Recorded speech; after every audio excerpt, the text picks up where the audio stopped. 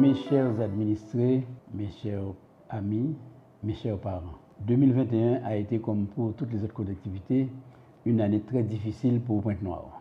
Une année difficile puisque nous avons été marqués dans un premier temps par des mouvements sociaux, la grève des agents de Beaupertuis, la grève du personnel communal, le mouvement qui vient de marquer la Guadeloupe pendant ces dernières semaines et surtout les vagues successives dues au Covid-19 qui a emporté tant de Guadeloupéens et notamment beaucoup de Pointe-Noiriens.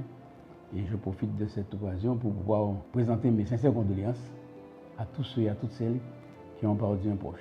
Pourtant, nous ne sommes pas restés inactifs. L'une des premières actions que nous avons mises en place, il s'agissait pour nous de réorganiser les services. Avec les différents chefs de service, avec l'ensemble des agents, nous avons cherché à faire en sorte que la collectivité soit plus proche des administrés, soit au service des administrés et soit plus efficace pour permettre à notre commune de rebondir. Et je profite de cette occasion pour pouvoir remercier tous les chefs de service qui jouent le jeu, tous les agents qui ont compris qu'il fallait qu'on donne une autre image à notre collectivité en termes de travail, en termes de réactivité. Et nous n'avons pas fini ce chantier, nous allons le poursuivre en 2022 pour que le Pointe-Noirien soit satisfait des agents qui travaillent au sein de la collectivité.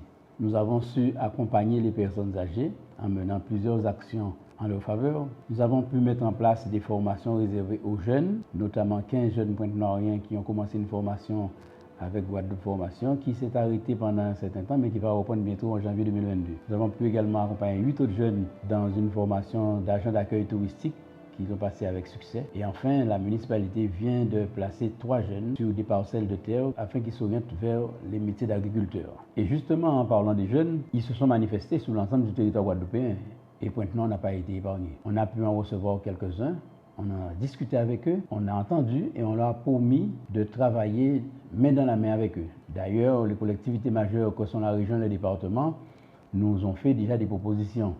L'État également a mis en place plusieurs ateliers afin de pouvoir proposer aux jeunes des formations, des accompagnements, mais aussi leur permettre de sortir de la situation dans laquelle ils se trouvent et surtout ne pas leur proposer quelque chose de courte durée, mais des actions pérennes afin qu'ils puissent demain retrouver une façon de vivre correcte comme tous citoyens. Nous avons également relancé des dossiers concernant un certain nombre de chantiers qui avaient été abandonnés depuis pas mal de temps. Le terrain de Petite Plaine, le dossier de la piscine.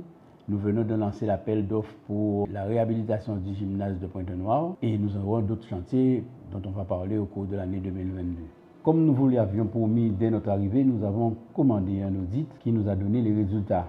Nous l'avons fait parce que nous voulions avoir une vision juste de la situation de la collectivité. Et l'audit nous a confirmé que nous avions une collectivité avec un nombre d'agents vraiment supérieur à ceux dont on a besoin, à savoir qu'on a 33% des effectifs en plus. Et surtout, l'audit a confirmé que nous avions récupéré une collectivité avec 2,7 millions de déficit. Aujourd'hui, nous faisons des efforts. Et la Chambre régionale des comptes vient de se prononcer. Elle avait donné un avis défavorable au budget 2021 parce que la Chambre pensait qu'on n'avait pas fait suffisamment d'efforts. Quoi qu'on ait passé de 2,5 millions de déficit à 1,8 million, la Chambre voulait qu'on atterrisse à 1,4 million.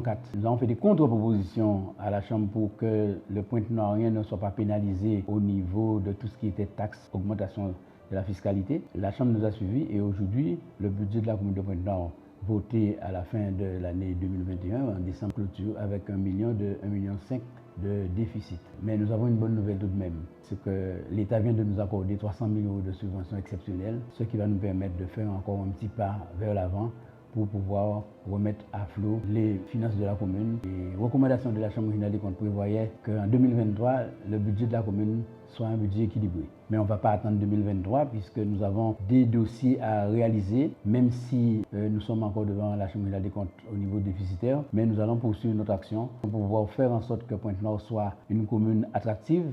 Et j'ai proposé à mes collaborateurs et à mes collègues de mettre en vente une partie des terres communales qui ne sont pas pour nous des surfaces sur lesquelles on pourrait réaliser des équipements structurants, mais permettre à des Pointe-Noiriens de pouvoir les acheter, les acquérir, venir s'installer, et de façon à ce que ça puisse ramener de l'argent frais dans les caisses de notre collectivité et aussi nous permettre de réaliser différentes actions en termes de construction, en termes de réalisation sur le territoire de la commune pour le bonheur de nos administrés. Alors voilà un petit peu en gros ce que je voulais dire qu'on va chercher à réaliser en 2022. Mais surtout pour réaliser tout cela, chers amis, chers parents, chers administrés, il faut savoir que l'élément essentiel, c'est la santé.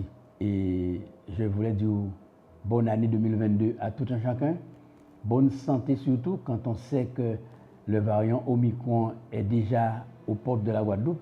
Je crains que nous n'ayons deux vagues en même temps, la 5e et la 6e. Et pour éviter cela, j'invite tout un chacun à faire très attention puisqu'il paraît qu'il est beaucoup plus volatile, qu'il se multiplie beaucoup plus vite que le variant Delta. En tout cas, je souhaite à tout un chacun beaucoup de santé. La santé, c'est l'élément essentiel, l'élément primordial, et c'est la santé qui va nous permettre de redonner une santé de fer à notre collectivité. Merci à tous mes collaborateurs, merci à tous mes conseillers, merci à tous mes adjoints, merci aussi aux groupes minoritaires qui participent aux travaux lorsque nous réunissons le conseil municipal. Et bonne année 2022 à tous et à toutes.